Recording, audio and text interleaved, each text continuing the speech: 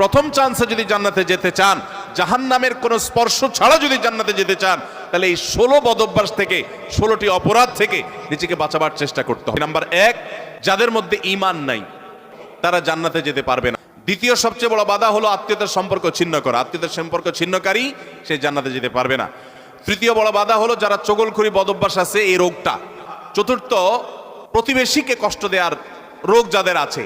5 নম্বর হলো অহংকার। 6 নম্বর হলো প্রতারণা করা, মানুষের সাথে মানুষকে ধোঁকা দেওয়া। 7 নম্বর হলো দান করার পর খোঁটা দেওয়া। 8 নম্বর হলো কৃপণতা। 9 নম্বর হলো ঘুষ দেওয়া নেওয়া। 10 নম্বর হলো মা বাবার নাফরমানি করা, মা বাবার অবাধ্য হওয়া, মা বাবার অসম্মান করা।